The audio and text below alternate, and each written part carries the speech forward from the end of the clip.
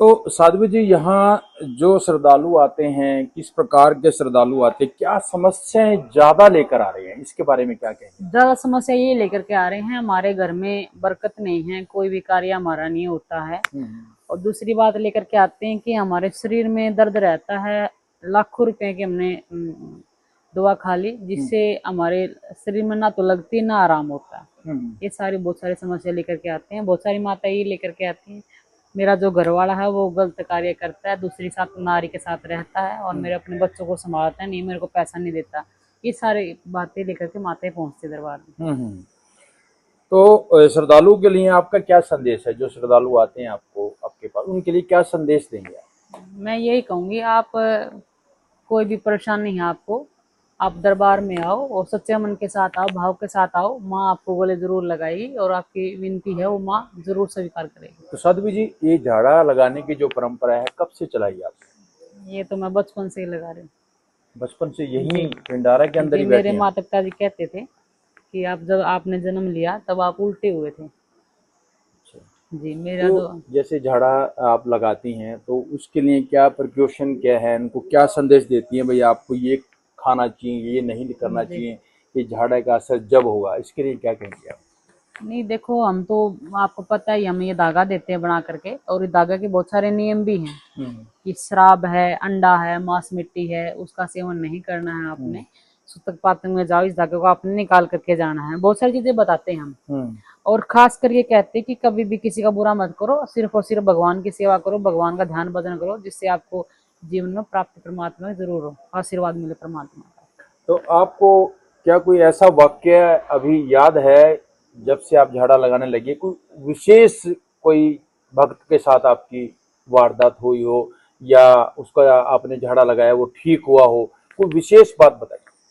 जी बहुत से भगत ऐसे हैं जो ठीक तुरंत ही हो जाते हैं, ऐसे भी देखे हमने जो झाड़ा लगवाते भी नहीं है। हम्म। किसी को, अपने परिवार को या किसी अपने सदस्य को लेकर के दरबार में आते हैं और वो वेट करते हैं दरबार में खड़े होकर कि कब हमारे परिवार का सदस्य का नंबर आए। और उनके शरीर में कोई भी रोग होता है तो कई बार कैसे होता है कि पहले ये लगवा के देख ली, फिर बाद में मैं लगवाता हूँ, आराम होगा कि नहीं वो देखते हैं पहले। हम्म। तो ऐसे ऐसे चांस हुए हैं, हमसे बाद में आकर के कहते हैं कि मैं अपनी, मेरी माता जी को लेकर के दरबार में पहुंचा था और मैंने अपनी माता जी का झाड़ा लगवाया जी, मेरे कमर में दर्द था, मैंने कोई वजन की कोई चीज उठा ली थी जिसके कारण से मैं झटका लग गया था। हम्म। फिर एक पाँव में रीढ़ की हड्डी से लेकर के मेरे पाँव तक दर्द होता था। अब वो मेरा जो दर्द है वो मेरे यहाँ झाड़ा भी नहीं लगवाया, सिर्फ मैं यहाँ दरबार में आया, मत्था टेका, मेरा इतना आराम हो गया। बहुत सारी बातें कहते हैं और इतनी बातें कहते हैं कि हमारी जो उम्र है वो आपको लग जाए।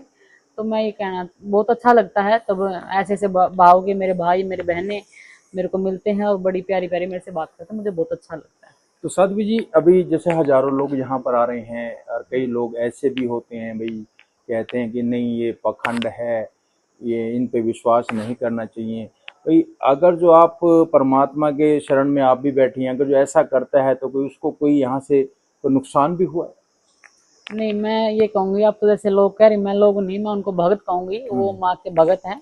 और मैं माता रानी से प्रार्थना करती हूँ, माता रानी उनको सद्बुद्धि दे, उनको आत्मबल दे, उनको ज्ञान प्राप्त दे, जिससे उनकी अच्छी बुद्धि है वो अच्छे मार्ग पर चले और किसी के बारे में गलत ना बोले ना गलत सोचे। और वो तो मेरे भाई हैं जो मेरे बारे में कह रहे हैं, जो उनका कर्म है वो करते रहेंगे। और ऐसा कुछ नहीं है कि आपको पता है, देखो जो करेगा वो तो भरेगा, मैं गलत करूंगा तो मुझे तो बढ़ना पड़ेगा, आप करोगे आप भी बढ़ना पड़ेगा, आपने भी। ऐसी कोई बात नहीं है कि आप बुरा करोगे आपको उसका अच्छा फल मिलेगा, नहीं।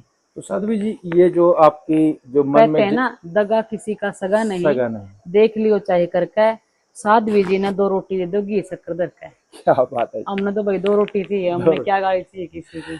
तो साध्वी जी, युवाओं के लिए क्या संदेश है आपका? मैं उनको यही कहना चाहूंगी, मेरे भाई हैं जो मेरे साथी हैं, जो भगत हैं, सबको ये संदेश देना चाहूंगी, आप सुबह सुबह उठ करके अपने माता पिता की सेवा किया करो। और नशे से, खासकर नशे से, शराब, कोई भी लत है, किसी प्रकार कोई भी नशा, उससे दूर रहने की कोशिश किया करो, जिससे हमारा स्वास्थ्य अच्छा रहे और देश की हम सेवा, अपने माँ बाप की सेवा, राष्ट्र की सेवा कर सकें। तो साध्वी जी, जैसे आप युवा अवस्था में अभी झाड़ा लगाने लग गई हैं, ये परमात्मा का, माता रानी का आशीर्वाद आपके ऊपर आशीर्वाद है, आया है, बिल्कुल। तो आपको ऐसा महसूस कभी हुआ है कि मैं अभी इतनी छोटी सी उम्र में ये झाड़ा लगा के लोगों को ठीक कर रही हूँ, मैं भी गृहस्थ जीवन अपनाऊं, ऐसा कुछ आपका भी फील हुआ नहीं आपको? नहीं, हमें तो बिल्कुल अच्छा लग रहा है। मेरे पास बहुत सारी माताएं आती हैं, मेरे को कहती हैं, अभी सुबह सुबह लुधियाना से माता जी आई अपनी बेटी को लेकर के, कहने लगी मैंने मेरी बेटी की 4 बार शादी कर दी है, और चारों बार ऐसा हुआ है कि एक भी बच्चा उसको सही नहीं मिला है जिससे उसको अच्छे से रखे, इसका पालन पोषण करे और इसकी जिंदगी जो गृहस्थ है वो अच्छे से चलाए। इसको अच्छा नहीं मिला है, नशे वाला मिलता है, और बिल्कुल ऐसे मार पीट के थाना तहसील करके पंचायत करके जब इसको हम अपने घर लेकर के आते हैं। और आज मैं इतनी दुखी हूँ, कहने लगी कि मेरे को ऐसे हो रहा कि मेरे से दुख नहीं देखा जाए, मेरे को राम उठा ले।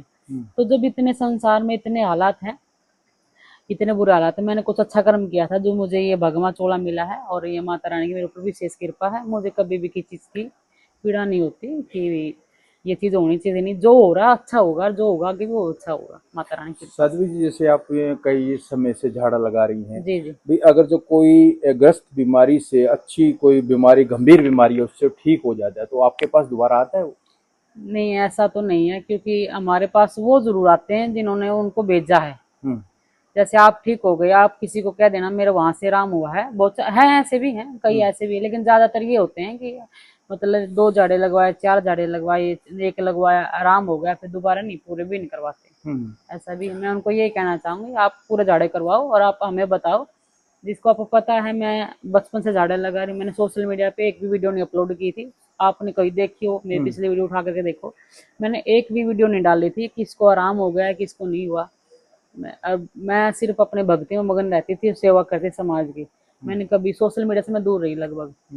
हाँ, ये हुआ था कि भोजन के द्वारा कोई वीडियो अपलोड कर दी तो अलग बात है, नहीं ये ऐसे आवाज डाल करके अपनी खुद की आवाज में या किसी को लाभ हुआ कभी नहीं डाली। और एक वीडियो जो आपने पता ही है, जब से मैं आपसे मिली हूँ, सोशल मीडिया से मिली हूँ, और एक वीडियो मेरी खूब वायरल हुई थी जो 8 मिलियन गई थी शुरुआत में। वो वीडियो ये वायरल हुई थी, जो एक माता जी थी, मैं वैसे झाड़े लगाती थी परमानेंट, लगातार दिन में 500 700 1000 भगत आते थे, और तब से ये हजारों की संख्या कंटिन्यू आ रही है। ये किस कारण से आई? सोशल मीडिया के कारण से।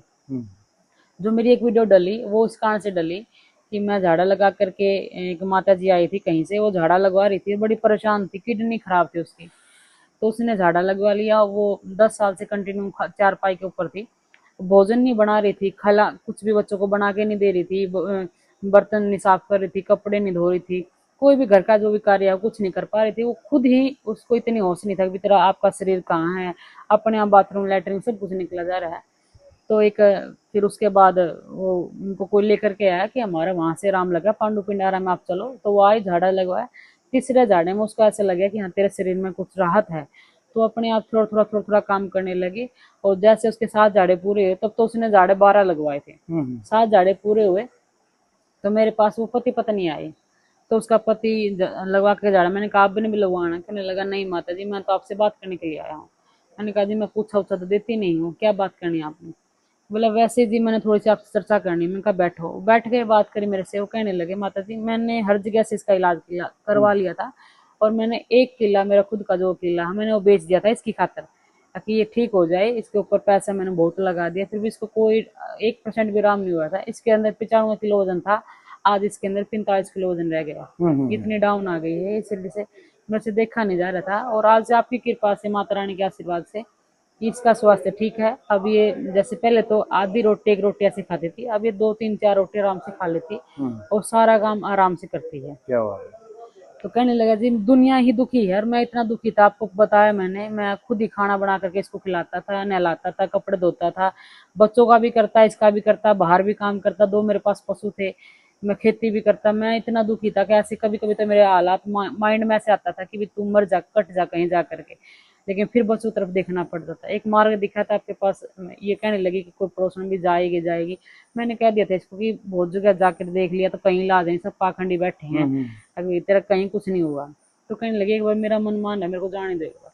तो बोला जी अब जबरदस्ती से आप मेरे को मना करके तब ये यहाँ तक पहुंची थी आपके पास, और इसको इतना आराम है जी, आज मैं खुद आया आपके पास, और मेरे कहने से आप एक वीडियो बनाओ। मैंने कहा जी मैंने तो वीडियो कभी भी नहीं बनाई, ना मैं बनाऊंगी। मैंने उनको मना कर दिया, तो मेरे पास आधा घंटा बैठे रहे हैं, भजन चल रहे थे, माता का ध्यान रखा। थोड़ी देर के बाद फिर उन्होंने बातचीत की, कहने लगे माता जी मेरे कहने से एक बार वीडियो बनवा लो आप। मैंने कहा नहीं, तो एकदम फिर बार बार कहने से मैंने कहा, मैंने बोल दिया उसको मैं चलो कोई बात नहीं बना लो। तो मैंने अपने एक फोन से मैंने उसको वीडियो बनाई और वो अपलोड कर दी, और डालते ही रातों रात मिलियन में चली गई। तो उसके डालने से तब ये सब भीड़ आने लगी है। और उसके बाद फिर आप सब पत्र साथी आने लगे हो, बहुत सारे पत्रों के फोन आए हमारे पास पत्रकार के कि जी हमें वीडियो हम भी बना बनानी, सकते हैं। हम भी बना ले जी, अच्छी प्रचार कर ले। मैंने सबको मना कर दिया था, मैंने कहा नहीं, लेकिन क्या करें, आप सबका माता रानी के प्रति सनातन की धरती इतना प्रेम है कि अच्छी चीज दिखाने का आप काम करते हो। तो आप सबने ये दिखाई और दिखा करके इस सेवा को आपने आगे बढ़ाया। तो ये साध्वी कमल दीदी जी हैं और पिंडारा धाम से, जैसा कि आप सुन रहे हैं इनकी मुखवाणी से, आपको किसी प्रकार की भी कोई परेशानी है, किसी भी शहर से बोल रहे हैं आप, हिंदुस्तान के किसी भी कोने से, अगर जो कहीं से भी आप दुखी हैं, कोई व्यापार में घरेलू झगड़ा है या कोई शरीर में किसी प्रकार की कोई बीमारी है, गंभीर से गंभीर बीमारी है, तो साध्वी जी के पास एक बार जरूर आइए।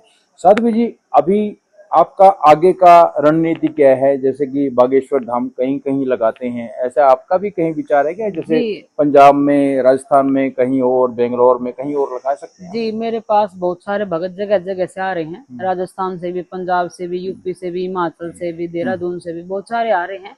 और सभी कह रहे हैं जी हम बहुत दुखी हैं। काफी तो ऐसे ऐसे हैं जो दो दो तीन तीन दिन चलते हैं लगातार, फिर दरबार में पहुंचते हैं। तो माता रानी की इच्छा हुई तो आपके पास जल्दी मैसेज आएगा कि आप, फिर आपको जरूरत नहीं आने की, फिर माँ आपके पास आएगी और आपको आपके जो कष्ट है जीवन के सब कष्टों को दूर करेगी। आप हमारे जो चैनल देख रहे हैं इसको फॉलो करें और इससे जुड़े रहें, ताकि आपको नई आने वाली जल्द ही वीडियो आपके फोन पर मैसेज आए और आपको तुरंत खोल के देखो और आपको एक बड़ी खुशखबरी मिले। जय माता। जय माता दी। जय माता।